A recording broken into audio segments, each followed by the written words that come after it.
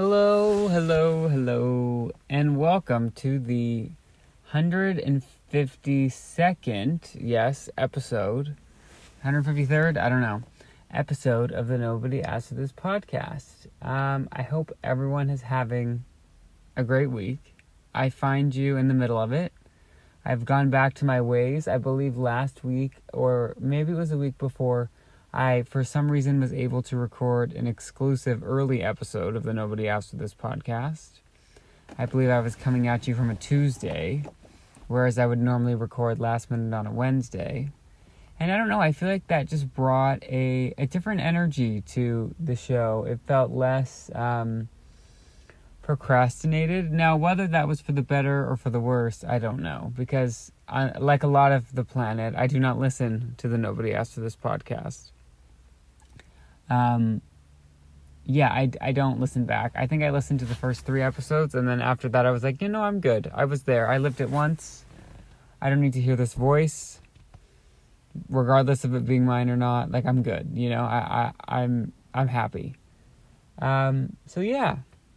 That's me. I'm going to be completely honest. I sat down to record this episode probably 20 minutes ago. And instead of clicking record, I clicked snooze on my own self and took what feels like a 10-minute power nap. I don't know that I actually ever hit the deck. I don't know that I actually ever fell asleep, but I was spiritually asleep. Sometimes that's all I need. If I'm tired, I don't actually need to fall asleep. I just need 10 minutes where I can sit and close my eyes, and I will be able to feel there's a moment where it flips and it feels like, okay, I'm rested, I'm ready to go. I'm not there yet on this cycle of sleep. I could have used a couple extra minutes, but I just, I needed to get the party going. Because I didn't explain this, but I am in a car. So I feel like is it illegal to sleep in a car? I feel like in movies, for some reason, it's illegal to sleep in a car. That seems weird to me. I know there used to be a rumor that Walmart would let you camp in their parking lot. And I don't know if that was once true. I don't know if that was ever true, but it's what people thought. Excuse me. And then all of a sudden, Walmart was putting up signs saying no overnight privileges, get out. We don't want your camper vans here. So I don't actually know. I'm going to Google that. Can you sleep at Walmart? I mean, it happens to the best of us. While Walmart does not explicitly prohibit overnight RVs parking in their parking lots, it's generally not permitted for sleeping or camping. I do miss when Walmart was 24/7 because, listen, sometimes it's 24/7 and you need to go to Walmart and you can't because they're closed. And it's a little bit rude because you have stuff to buy and things to do. Here's the thing. What I'm trying to do with my life is, I have no idea what I want to do with my life. But I want to kind of find out what times and times of the day and hours and such are most optimal for me. And then just work within that. Because here's the thing. Maybe I don't peak between the hours of 9 to 5. Maybe I peak between the hours of 10 p.m. and 4 a.m. In university, I used to be quite a big night owl, and not really naturally, but more so because I would kind of save all my work to the last minute, so I would be pulling all-nighters, so I was kind of forced to be a night owl. I think I am naturally a morning person, so how about I get all my work done between the hours of 4 and 12? When do I peak? Okay, I think I peak, I'm not kidding, 7 a.m. And then it's all downhill at 10 a.m. Once 10 o'clock hits, 10 a.m., I'm okay, I'm good. And then I come back to life a little bit around 4. I get a second wind. And then between 8 and 10, don't look for me, don't ask me quite, I'm done. But then around 11:30, I'm you know what, this isn't so bad. And then I need a couple hours off, and then I'm ready to go for 4 again. I don't know what that says about me or who asked, but again, this is the Nobody Asked for This podcast. So I really don't have to worry about, giving the people the content that they want, because I can always tie it back to, it's called Nobody Asked for This. I've unfortunately caught not a cold. I've caught my reflection in the rear view mirror here. And I really need a haircut, which is unfortunate because I did just get a haircut, but I don't think I got the right type of haircut. Unfortunately. Oh, I'm hearing sirens. So I'm going to have to go back to the drawing board, because what is it called? Like, what's the hair? And it's not your beard, but it's like where your beard meets your hair. What is that called? I'm going to Google it. What is it called when your hair and beard meet? That's not English. Sideburns. When hair and beard meet, the area of hair growth on the sides of the face connecting the beard to the hairline is called sideburns. Yeah, I have some wicked sideburns. Originally known as Burnsides, this term is a 19th century evolution of the original name, which was derived from the hairstyle of Civil War General Ambrose Burnside. That's really weird. So his name... Okay, so they are called sideburns, but it actually has nothing to do with the fact that they're on the side of your head. They're named after a general whose last name was Burnside, and then somewhere along the way we flipped it from Burnside to sideburns. I mean, it sounds like I have full knowledge of what happened there. Like I know it sounds like I get it, but I'm a little bit confused. But that's kind of where I like to be. I think some people, for them, confusion is frustrating, or for me, confusion is freedom. I can be like, you know what, I don't understand this, but like, I love that for you. I'm just going to keep doing my thing, you do your thing, and we'll all be good. I think we need that more in the world. I think we do. That's my plea for, if not world peace, like step 1 of world peace. Anyway, I hope everyone has had a great week. I know I talk about the weather a lot, but for some reason this week, the weather actually gave us something to talk about, because it has been, today alone, it has been of just about every type of weather you can imagine. I have seen rain, I have seen heat, I have been cold, I have shivered, I have sweat, which will be the name of my memoir. I have shivered, I have sweat. I gotta write that down. Actually, that can be the title of this episode. Let me do that really quickly. I feel like I'm losing my voice a bit. How do you spell shivered? I have shivered, comma. I'm bad at punctuation. In writing and in life, like I don't think I always talk with punctuation. I think sometimes my delivery like makes no sense because I forgot to pause.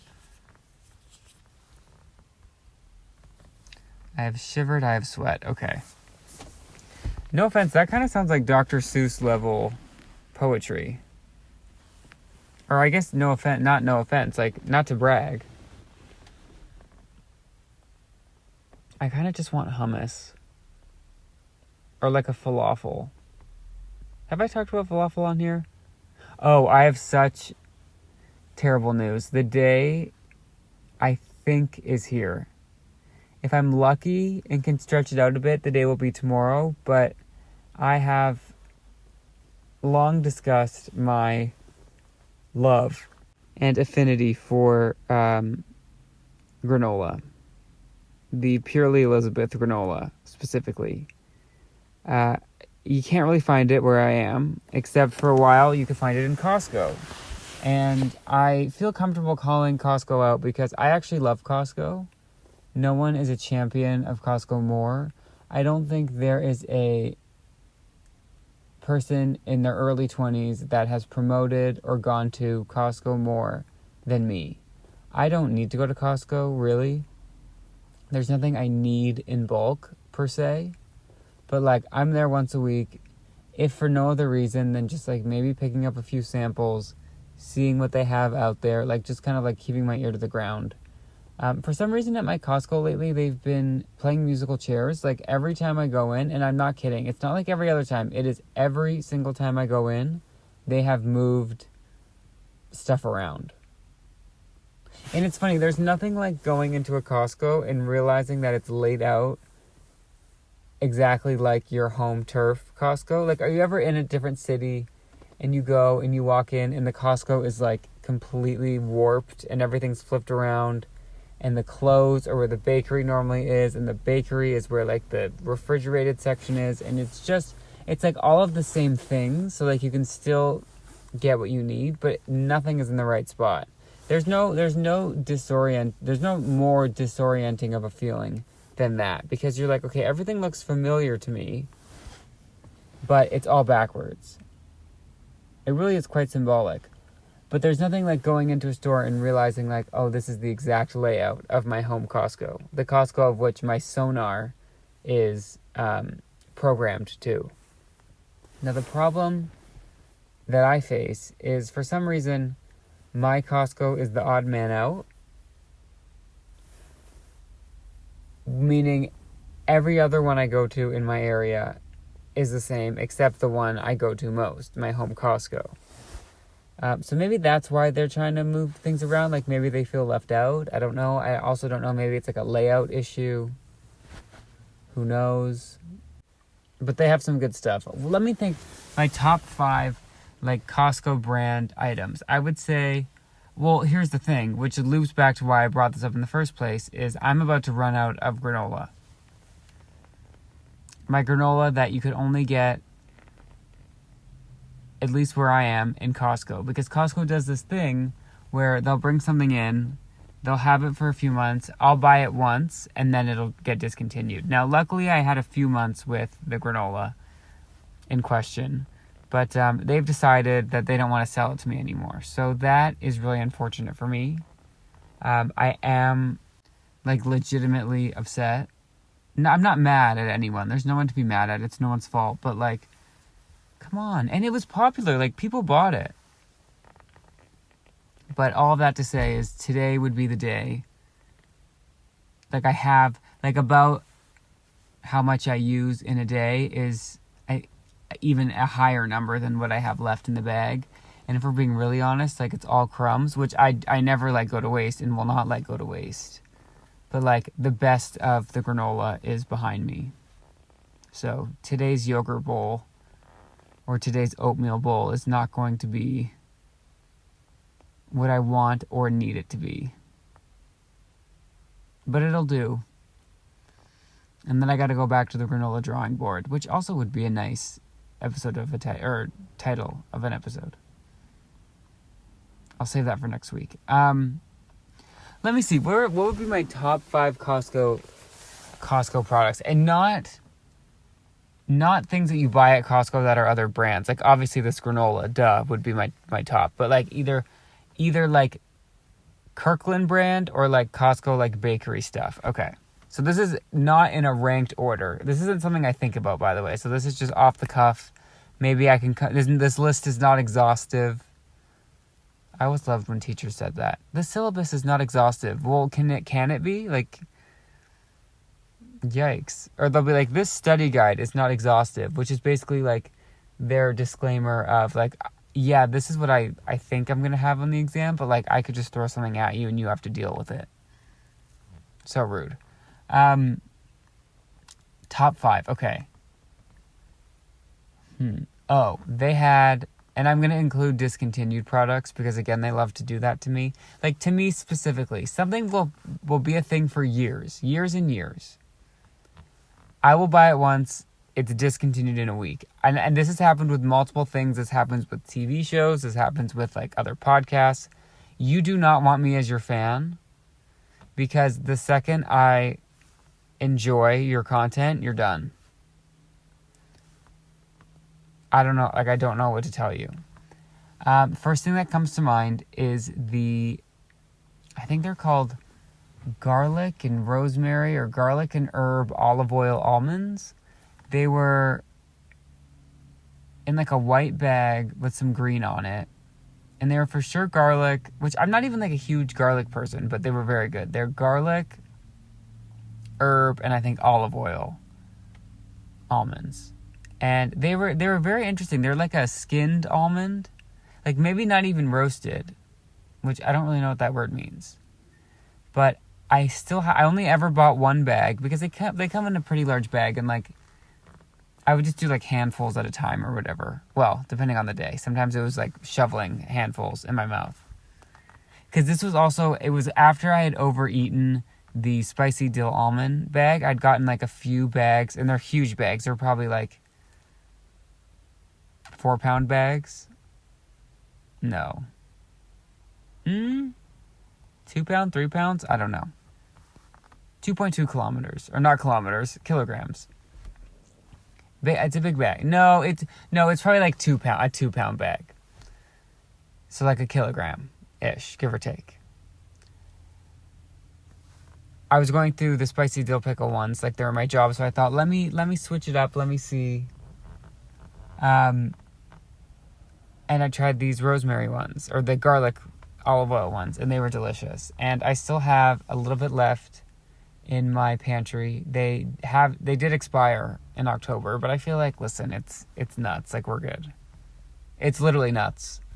They are a little bit stale, but like, again, like, really, what does stale mean? Like, is stale poison? Like, if something is stale, is it unsafe to eat? That is the age-old question. If something is stale, can you still eat it? Thank God for Google. So long as there's no mold and the food smells normal, it is okay to eat. Perfect. That's from WebMD.com. Everyone's favorite physician. Anyway, so that would be not number one, but the first thing that I would say. Second, I gotta give it to the muffins. Specifically, the blueberry, the chocolate, and then my all-time favorite, which also got discontinued, thank you very much, the apple crumble. They had an apple crumble muffin that was just delicious. It had like a crumbly, like almost granola-ish top. And again, me and granola, I don't know what to tell you. You gotta love the blueberry. The blueberry one is like kind of the standard one. And then, of course, the chocolate one with the huge chunks of chocolate chips. Not even chips, like chocolate chunks. Which I really appreciate that we're calling it a muffin when, like, it's a cupcake. It is an unfrosted cupcake. And I love every second of it. My mom, like, we would freeze them. Because obviously, like, who's eating... Well, I mean, I guess if you were enough people, you could have that many muffins. But, like, we'd freeze it and then use that as, like, the ice pack for my lunch. So sometimes by the time lunch would come around, it would still be, like, a little bit frozen, especially the chocolate. So I would just be, like, eating, like, a soft but, like, sort of, like, chocolatey frozen muffin. And it's just delectable. So that's... I hate that I used that word, but delectable. It was. There's no other way to put it. So that's the second thing. What else do I like from Costco? Oh, they have these s'mores clusters. I treat Costco like Trader Joe's now. Like I just go there for specialty snacks. They have the Kirkland brand s'mores clusters, which I believe is graham crackers and marshmallows that are like strung together by caramel and then dipped in chocolate. The caramel is an interesting choice because, like, you think it would just be graham cracker, marshmallow dipped in chocolate, but I think they're trying to go for that, like, fiery, like, roasted taste. And, I mean, not that caramel tastes roasted, but it's, like, the closest you can get without, like, actually burning something. So I respect it. So I'll add that to the list. So that's 3. What else do I like? I mean, I gotta say the cheesecake. I haven't had it in years, but the raspberry cheesecake they have delicious. I'm going to honorable mention the red velvet muffins. I also haven't had those in a few years. But they're not muffins. Those are fully called cupcakes. It's like it comes in the 6-pack. They're the same size as the muffins, but they're a cupcake, like a frosted red velvet cupcake. Those are great. The only reason I might not include those in the 5 is because it's like not anything too specific. Like I want like Costco specific things. So like even the cheesecake, it's great, but it's still like a cheesecake. Whereas like the other stuff is like Costco specific more so. What else does Costco do that's great? Let me think. Okay, honestly, their taco kits are good. That kind of has thrown me for a loop. I didn't think that that's what I was going to say, but those taco kits, I'll tell you, with the tortillas, and then they have the different types of meat, and then the toppings, they're pretty good, and they're cheap. Also, they used to have, next to the rotisserie chickens, they used to have chicken wings that were good, that came with like a side of Frank's hot sauce, but like in a dip cup that I quite enjoyed. What else do we have? I'm trying to like visually like move around the store. What do they have for chips? Do they have any Kirkland brand chips? Okay, I feel like I've named 5 things at least, but like sometimes they do this thing where it is a brand, like they have the Kettle brand, just original Kettle brand chips, but they've smacked a Kirkland label on it for some reason. How does that make any sense? Like, do they think we're stupid? Like, I know these chips exist. Just because you put a different label on it doesn't mean you made it. Like, that's like full plagiarism. They also do that. There's a bag of granola. I can't remember what brand it is, but it's like fully a different brand, and it says the brand's name on it, but then they've smacked a Kirkland label. Like, what? At least they're honest. At least they don't just like repackage the whole thing entirely and then just take the box, like make a new box and just like throw the insides of another brand. Like, at least they're not fully liars. Like, they are giving credit to the original artist, but that's confusing to me. Also, I do have to mention I think they're called like Lacy cookies. Let me double check.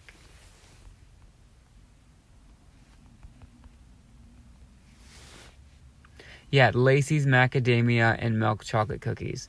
Now, these aren't a Kirkland brand, but I don't know who Lacy is, but she should sell her cookies at more stores because I've only been able to find them at Costco, and they're delicious. I can't describe what they are. They're kind of like an almond roca situation, where it's like a very thin, crispy cookie with nuts, obviously macadamia nuts, chocolate, and like a caramel. I don't understand how it happens, but it's delicious. Also, oh my gosh, how could I forget the fruitcake? Not my favorite fruitcake, but it is delicious. The peppermint bark that comes out at Christmas. Oh, and then of course the greatest, the Nanaimo bar. That's for sure in the top 5, because that's like, obviously you can get Nanaimo bars other places, but like theirs specifically is good. They have a specifically good Nanaimo bar, which would earn it a top 5 Costco spot. Also, that tuxedo cake, delicious. Like, theirs specifically. You know, it's funny. I would say, if you ask me sweet or salty, I would say salty. But like, then you ask me a question like this, and by you ask me, I mean I ask myself on the Nobody Asked This podcast, and all I say is sweet stuff. But I guess it just depends on the day. Oh, their cookies are also good. Like those white chocolate macadamia nut cookies. What is the consensus on a white chocolate macadamia nut cookie? Like, do people think that that's gross or not? Let me Google it. What is the consensus like the global narrative for a white chocolate macadamia nut cookie. I think it's delicious, but do people agree? Oh, also their ginger molasses cookies that come out at Christmas are good as well. White chocolate macadamia. Okay, let's see.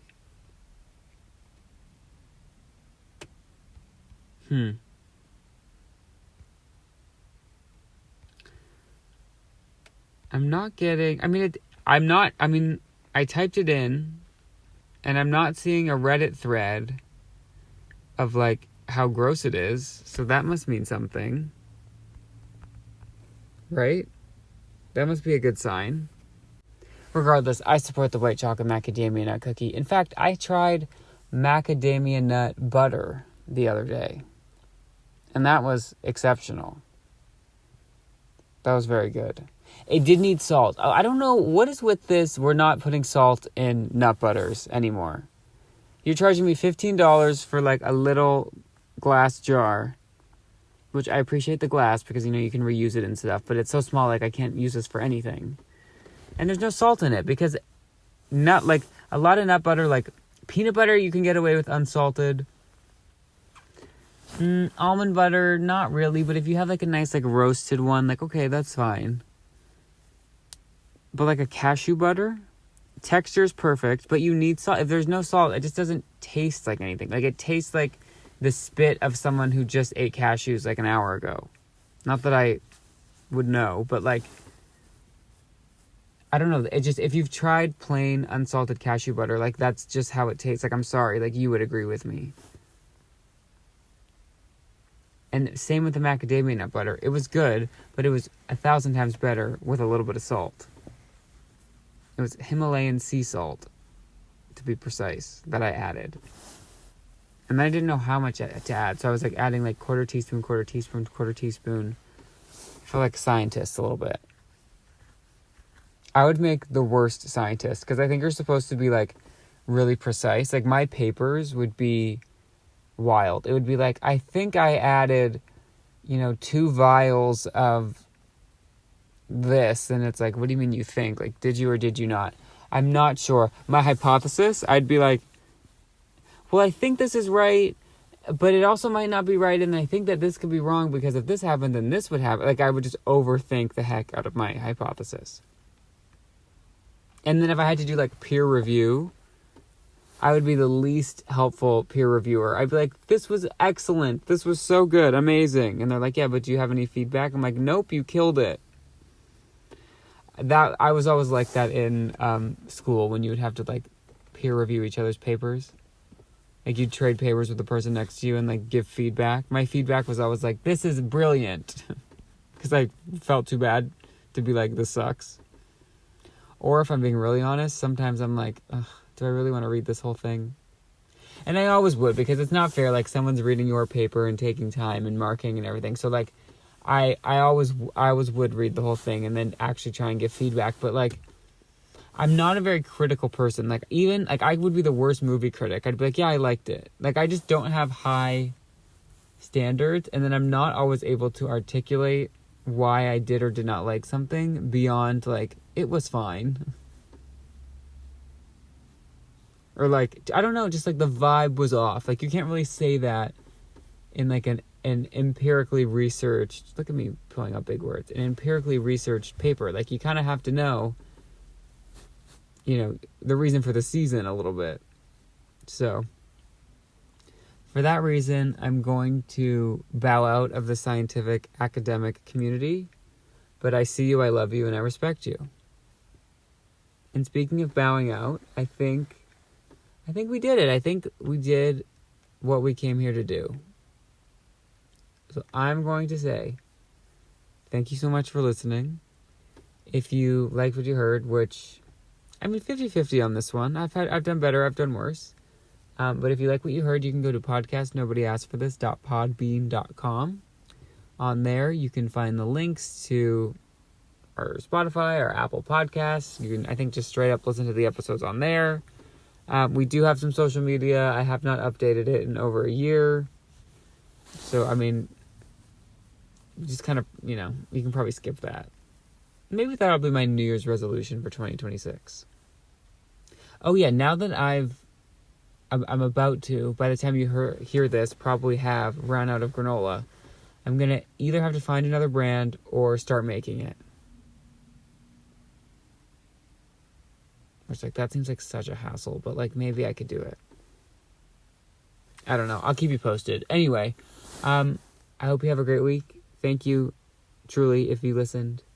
And if you didn't, no hard feelings. And yeah, have a great week. Goodbye.